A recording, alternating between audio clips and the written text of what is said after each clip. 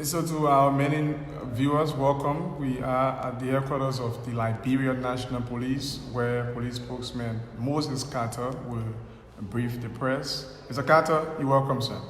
Well, thank you so much, Julius. Thanks to the Sky TV family. Thanks to Radio Matters Radio family and the KMTV family. Thanks to all of you for coming and all of the other media institutions. Thanks to all of you for always, flagging our issues and making sure that our citizens and residents are adequately informed as to, the enforcement protocol of the state of emergency as announced by the president.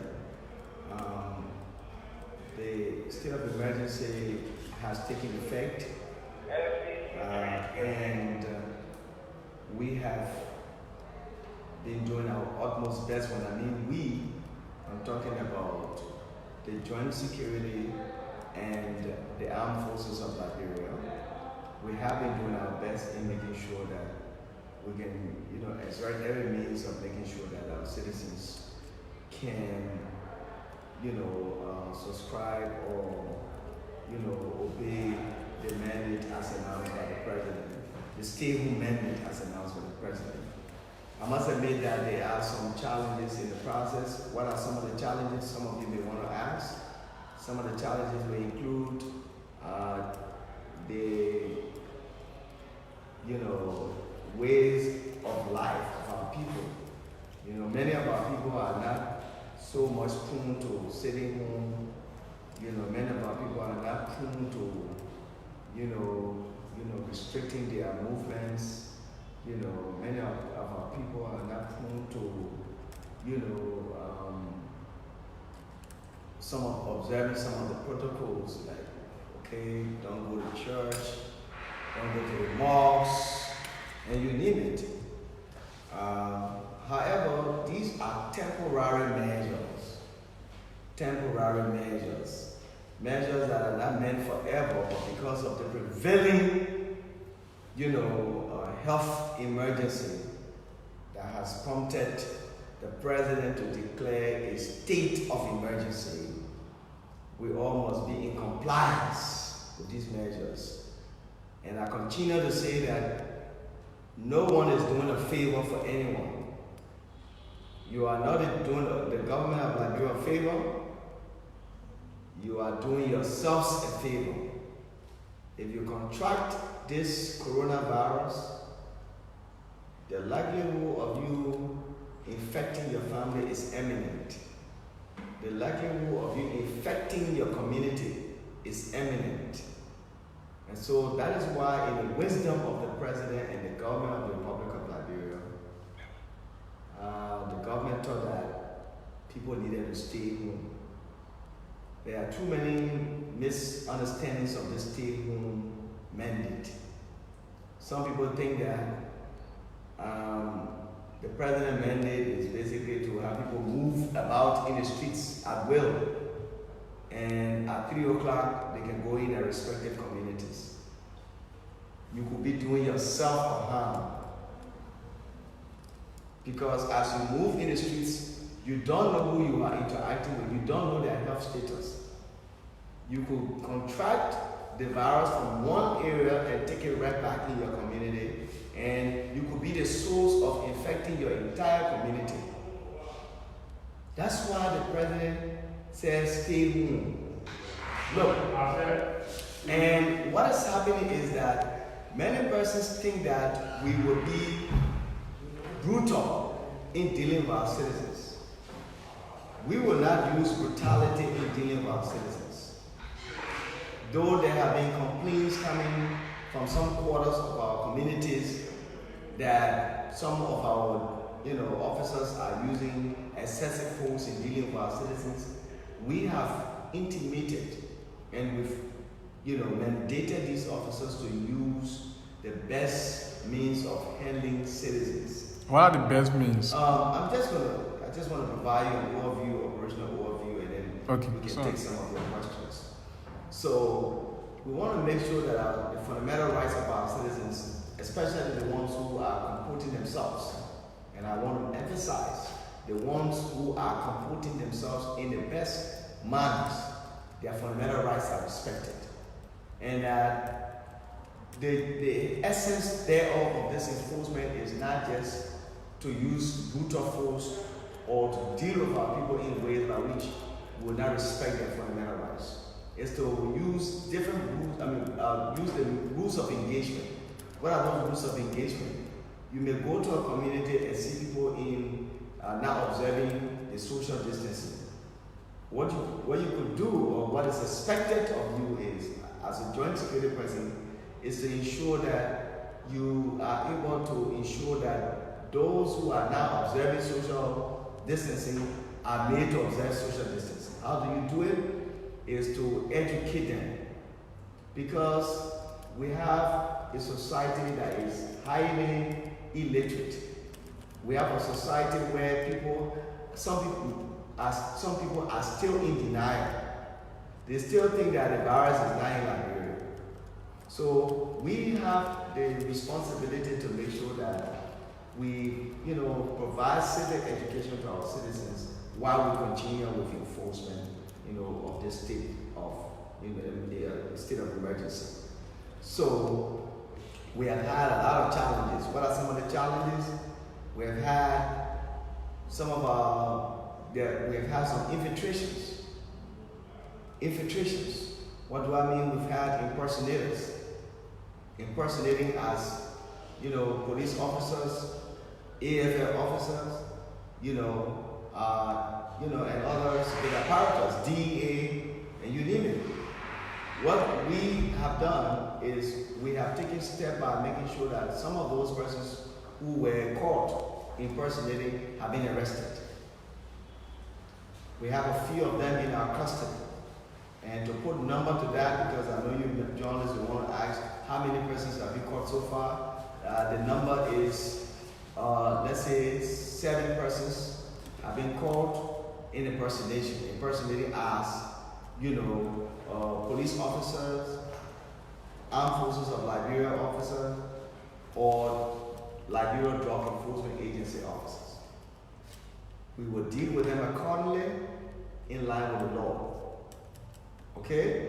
We've also had a situation of, Boy Scouts, people who should not be involved with the, implementation of the state of emergency being involved. Boy Scouts, for example, when the president made this declaration, he put it squarely to the joint security and the armed forces of Liberia. These are the 2 institutions that the president mandated to execute the state of emergency. Unfortunately, we have the Boy Scouts of Liberia jumping in the streets and carrying out enforcement. We have made it very clear to our commanding officers to ensure that no Boy Scout is carrying out any state of emergency enforcement.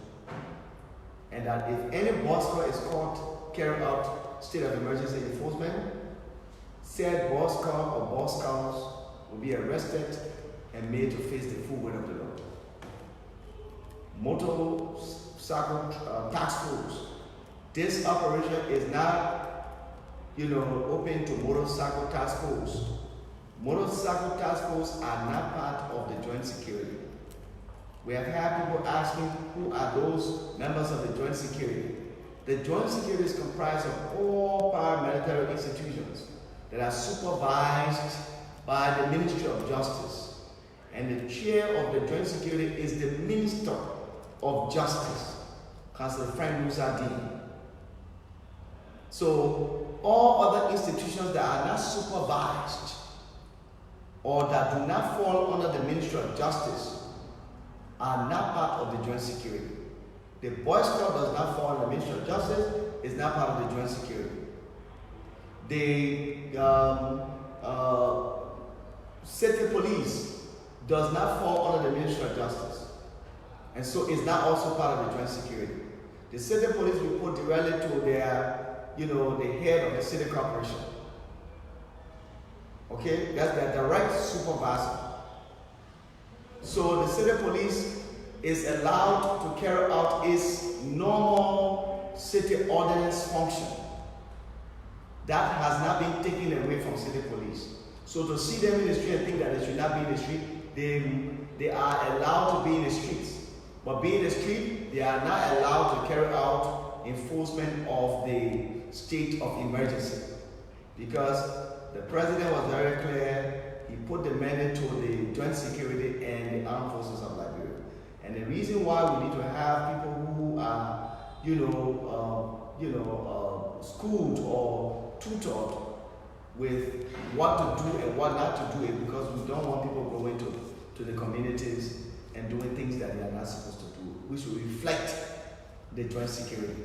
If people are not briefed on the do's and don'ts of this operation, or you may say the SOP of this operation, they may go in the communities and do their own thing, and it will reflect on the joint security and the armed forces of Liberia. That is what we don't want. That's why we want to have a coordinated approach.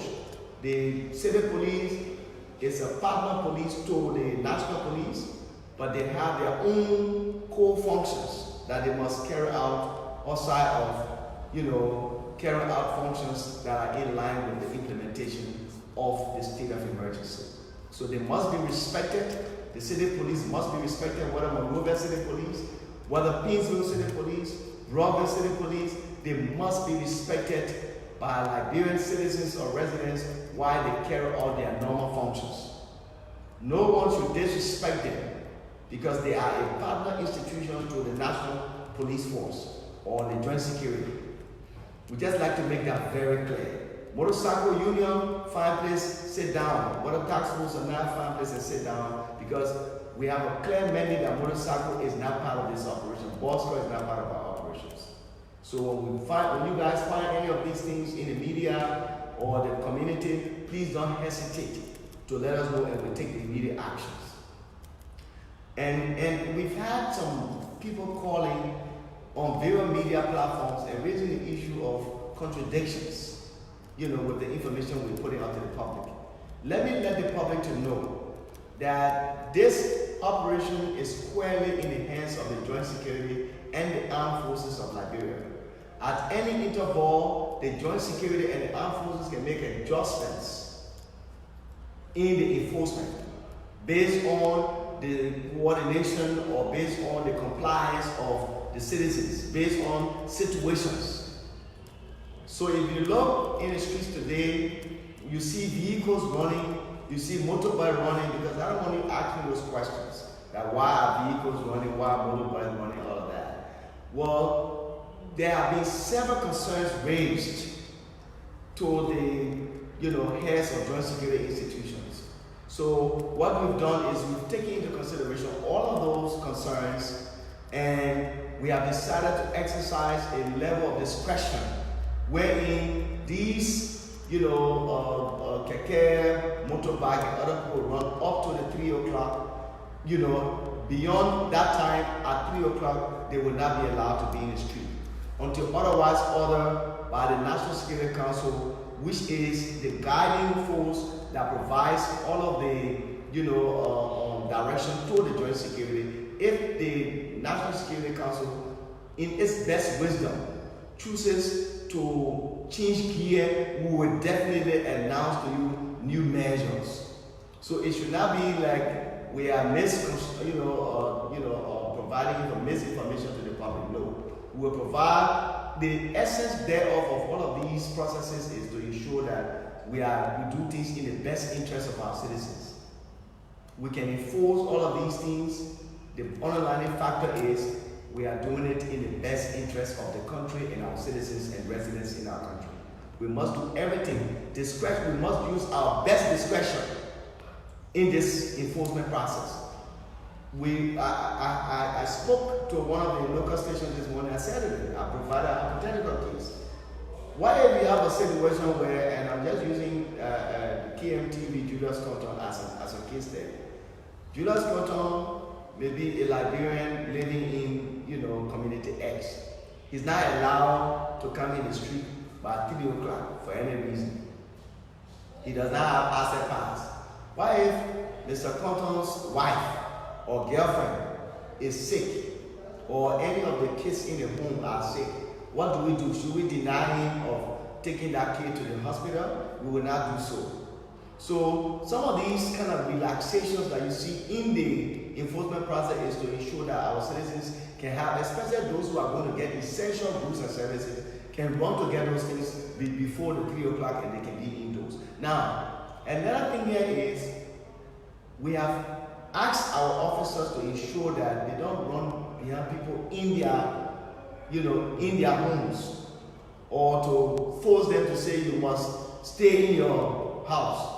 As far as you are in your locale and you are not moving around, you are stationary in your locale, is healthy for all of us. Because the disadvantage is, even in your very community, if you just move from one home to another home, you don't know the home you are going to who is infected. So you can contract the virus from that home and bring it to your home. So that is why, in the best wisdom of the president, he just wanted to say, stay home. So those who are applying the streets are people who should apply the street for essential goods and services. And if you don't have anything to do in the streets, it's for your own good. Stay off the streets.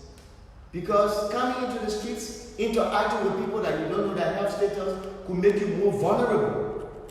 And it could be detrimental, or you may say it could pose a serious problem for the community you live and the home that you live. Even you members of the media, you are very mindful of how you even do your media work. Because if you contract the virus, the likelihood of you taking it to your office is eminent. The likelihood of you taking it to your community is eminent. The likelihood of taking it to your family, after all your way, you go home. You interact with your children. And mind you, when you get home, these kids are running to you. They don't even know your health status, but they are running to you. So you are not doing the government of Liberia a favor. All of the members of the public are doing themselves a favor. Because if you save yourself, you will be saving your community, you will be saving the country, you will be saving your family. So all of us need to see reason to work together. Stay where you are. I've had too many people calling me, they say, since the president's pronouncement, they are not coming in the streets. They are obeying the president's pronouncement. We will not be brutal on our citizens. And I must keep saying this. We do not want to run an operation where we are very brutal on our citizens, and this will have a bad reflection on the government as a whole. But as much as we do not want to be brutal on our citizens, we are asking our citizens to also understand that if Liberia must succeed in this COVID-19 fight, it behooves all of us to put our actions together. Communities must set up structures that must be able to help in the dissemination of quality information that will prevent the spread of the virus. Look, this thing here is basically all of us efforts. It's not just about the police, it's not just about the joint security, it's not the AFL, it's all of us. And I want to appreciate the media, you members of the media, for all of the efforts you've put in and you continue to put in.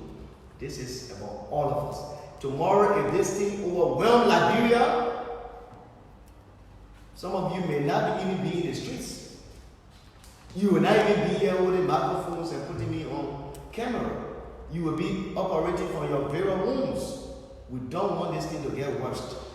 If this situation, this COVID-19 gets worse, if it spreads rapidly, our economy will be affected, our health system will be affected, our education system will be affected, and you need it. So it means that all of us, Liberians, whether you are in Liberia, you are in the diaspora, this is the time for us to take politics out of the picture. If you have never loved Moses Carter before, or you have never loved the police before, or the joint security, this is the time that you must put aside all those differences and let's work together. If you have good suggestions for the police or the joint security or the AFL, bring those suggestions. We'll look into those suggestions and begin to implement some of them.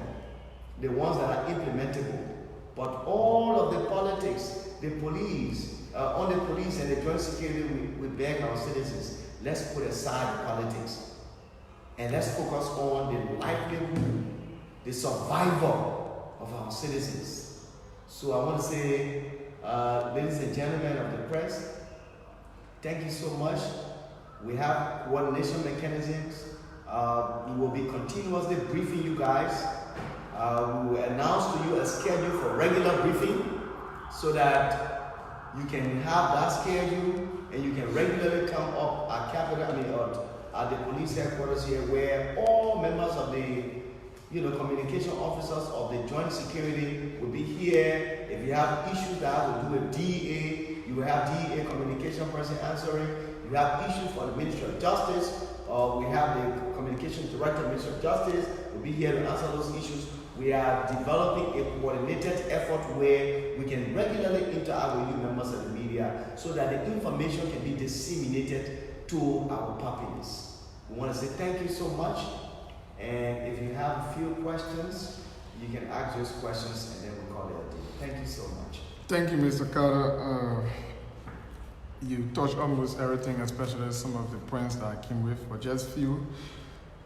Firstly, for the sake of the public, because we've already receiving comments relative to this, just for the sake of those who are watching, to just give the confirmed listing or the list of those who compose of the joint security team. And number two, we have, with the exception of Monserrate, this team we're talking about are they visible in Mangibi, in Nimba, and Grand Creek counties respectively, and if so, what's the latest update? And finally, since the commencement of the stay home or the lockdown, whatever nomenclature, what is the statistics relating to crime so far? Let me deal with the first question, the composition of the joint security. Mm-hmm. Like I said earlier, the joint security comprises of institutions that are under the Ministry of Justice, under the supervision of the Ministry of Justice. And which are the institutions? We have the Liberian National Police, we have the Liberian Immigration Service, we have the Liberian Drug Enforcement Agency, LDA, we have the Liberian National Fire Service, we have the National Security Agency, we have the Bureau of Corrections, and then we also have the Executive Protective Service, the EPS. Those are, yes, we have the Fire Service, I just named the Fire Service. The AFL is it's our national army. They usually coordinate with the joint security, okay? So those are the institutions that are just named that are part of the joint security. The AFL is a national army, and they usually coordinate with the joint security. Okay, all the institutions that are not named are institutions that are, not under the Ministry of Justice, and they are not part of the joint security. And so your next question was, the operation is in other counties. What are we doing? What is happening in those counties? Yes, the operation is simultaneous. We have most of the cases we have are similar. Where we have challenges of people, going, obeying by the stay home. You have people in the streets, and when they see police, they run in the community. When the joint security team leaves, they come right back on the road. And sometimes people think that they are doing it to the joint security or the AFL. They are not doing it to us. Our role is to protect our citizens, to protect lives and properties. That's our role. But the citizens also have their own roles. And the citizens' roles are to obey lawful instruction. If you are giving lawful instruction and you don't obey, whatever that happens to you, it's your own negligence. When I mean whatever that happens, I'm not saying someone coming to flog you, no. But I'm saying if for any reason what we are trying to implement and you didn't listen, you contracted it, it's your own negligence. But everything that the joint security is doing is in the best interest of the citizens, the best interest of residents of our country, so that we all together can put hands together to fight this coronavirus. Because look, it's too boring for people to sit home. You're not doing anything. You're not going to work. You have your family to take care of. We understand all of those things. We understand all of those plights of our people. But the only way we can go return to our normal ways is when we all put our hands together, put aside politics, all of the, rigmaroles, criticism and all of that, just put all of those things aside and work together to, on a united front to keep this coronavirus out of Liberia. That is the only way we can go back to our normal ways. And your last the crime rate. The crime rate. Now that you have a lot of security presence at night, and they have foot patrols in rural communities, the crime rate, I would not put it to a specific number because, of course, it has to do with data, and I don't want to be caught up with any data, misinformation. But I can only tell you that the crime rate has reduced because of the presence of, members of the joint security in rural communities and patrolling in other areas. Yeah. Don't get me wrong. I'm not saying crime is still not being committed. What I'm saying is reduced. Yeah. My name is Emmanuel and I'm a professor. Are you saying that people should leave the street and go by in their community to stay to their rural homes, or they can carry on their normal activities in their rural community? No. It's not to carry on any normal activity in your community. It's for even if you are in your community, and it's not for us to come and say, we'll flock you to say, if you don't get inside, we'll flock you. No. It's for you to stay at home means stay at home. What does that mean? It does not mean you should be in your community, you go to house X, you go to house Y, and house, Z, and then eventually you come back. All of those places that you are going and moving to, the rationale of this whole enforcement is you don't know the status of those people. The more you visit homes, the more you make yourself vulnerable to contracting the virus. So, to protect you and your family, when you get at home, stay in your locale. You can sit right on your tree. If you got tree there, if you don't have tree, if you got porch, sit right on your porch.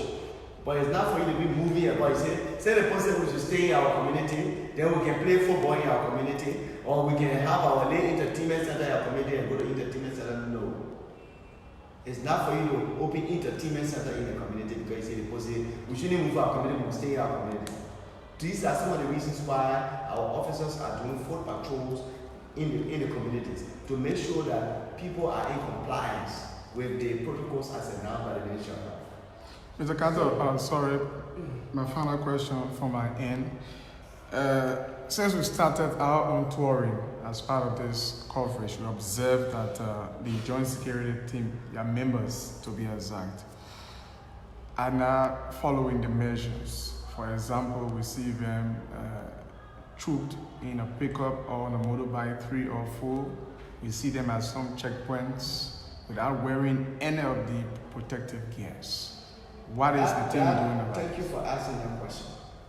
That is one of the things that we have raised to the National Public Health Institute, and we're hopeful of getting some results from them, so that we can make sure that officers, are protected.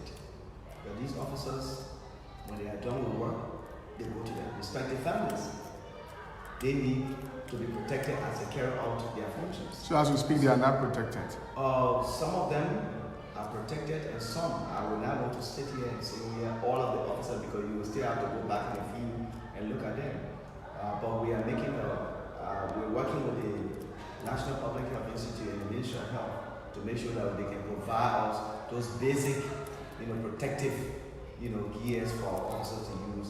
But the officers who are going to the, corona, suspect scenes are fully protected. If you look at them, you see them in their gears, right? So we're working in making sure that officer protection is one of our priorities. Now, on the aspect of the vehicle issue, our commanding officers have also been getting some instructions to ensure that as officers are being deployed, their deployments are done in observance with the protocols. Okay? So we're working on that to make sure that, because Like I said, no one is doing anyone a favor. Even if you are an officer and someone says get on a bus and you see that a car, you see that the car is congested, you can raise any genuine concern to say this pickup is congested. Chief, for the safety of my life, I can't make it. They themselves will understand, but we all got to do this to make sure that we are safe. At the end of the day, if you save your life, you will not only be saving your own life, you'll be saving the life of your family, the life of your community, and the life of citizens of the country and residents of the country. Yeah. So this is a concern on the issue of social distancing. How is it handled by the joint security, especially at the banking institutions, the marketplaces, trying to meet up with the time given to them? That's one of the things that we're trying to work with the city police now to make sure that they can help us in this process, because they are there to enforce city ordinance and they're working with market deals and you name it. So we're working with them. We had a meeting with them, and I just spoke with the Painesville City Corporation, one of the senior staffers there, the Painesville City Corporation, and we had those discussions. So they too also need to help to buttress our efforts, but as they do so, they need to do it in a way that it does not bring reproach to the joint security. Yeah. Any final thing you can just wrap Well, up? I just want to close by saying we are all in this fight. This fight, we are fighting an enemy that is not seen. We are fighting an unseen enemy. We may sit in this hall observing all of our social distancing. That's beautiful. But when we leave from here, wherever we go, we have to make sure we observe the protocols. It's now when you come here, you observe, you move from here, you go to another place, you say, well, I know my man, they're not sick. We have the tendency of just looking at people and saying they're not sick. They're my man, not sick, man. Mama, you're not sick. Shake my hand, man, shake. You are not going to be doing yourself, any good. Let's all obey by the protocols announced by the Ministry of Health and the National Public Health Institute, and let us also make sure that, we together can combat this coronavirus of our country. United we stand in this fight, we will succeed. Divided, we will fall. We have to do it together and make sure that we keep this virus out of our country in as soon as possible time. The cases, as till now, we have from the index, from the Health Ministry and the National Public Health Institute, we have for now 59. And each of those cases have their own contacts. So we have to be mindful how we carry ourselves. It's just about how you carry yourself now. For me, I treat everyone as a corona suspect.